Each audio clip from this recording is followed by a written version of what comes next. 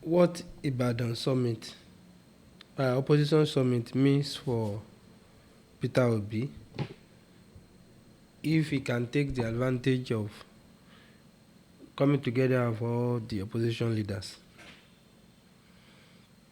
You know, the Ibadan summit appears to be a meaningful political boost for Peter Obi, 2027 presidential prospect, but only if he convert unity into a clear base candidacy.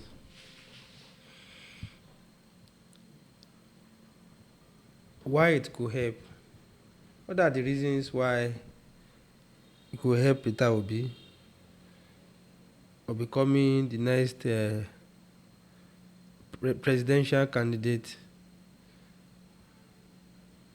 for 2027 elections?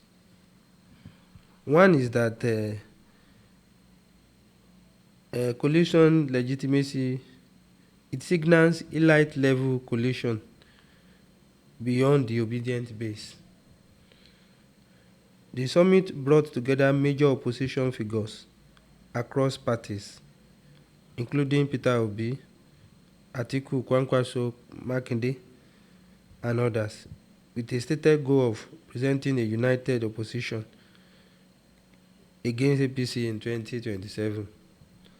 That alone raises Obi's profile from youth populist challenger to a serious coalition contender.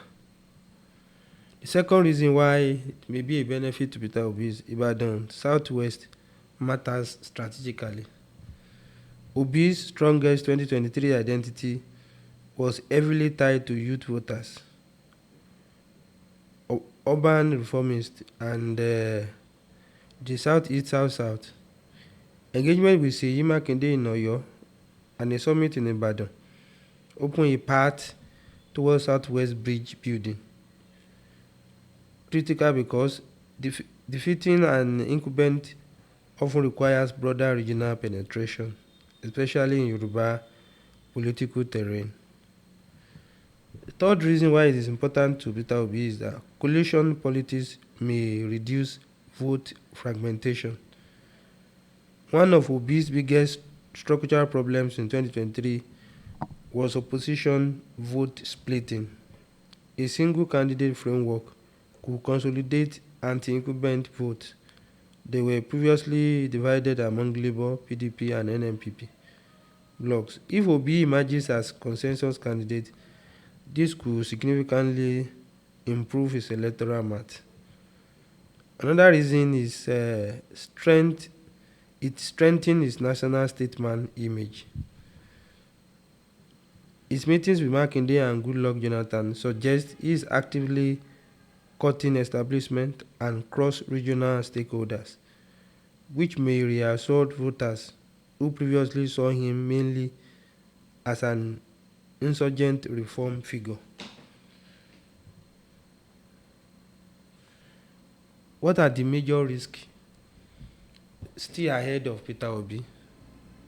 Let us remember that Obi is not guaranteed the ticket. A coalition helps only if Obi becomes the chosen flag bearer.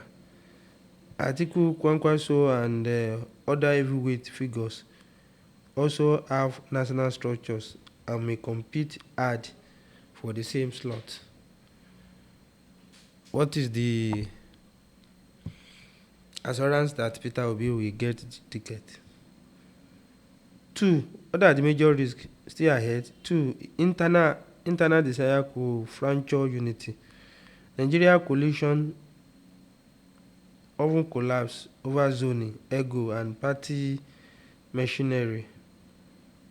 Summit optics do not automatically equal durable electoral discipline. Another reason is Obi must expand beyond enthusiasm into structure. Grassroots passion is powerful, but incumbency politics usually requires governance, financiers, world networks, and pooling infrastructure. What is the conclusion of the Ibadan summit? Is likely a net positive for Peter Obi because it broadens its relevance from movement politics to coalition politics. His biggest position gain is if he becomes the acceptance compromise candidate for united opposition. His biggest threat is being absorbed into coalition negotiation without securing presidential ticket. The strategic outlook is best case Obi becomes consensus opposition candidate, major 2027 boost. Moderate case is that Obi remains central but negotiate VP or kingmaker role. Influences influence rise, candidacy weakens. The worst case coalition fractures. Repeat opposition fragmentation of 2023 insult Ibadan helps Obi most if unity translates into domination, not just consultation. What's your thought about Ibadan Summit? Let's keep talking. Let's know your mind. And thank you for watching. Bye bye.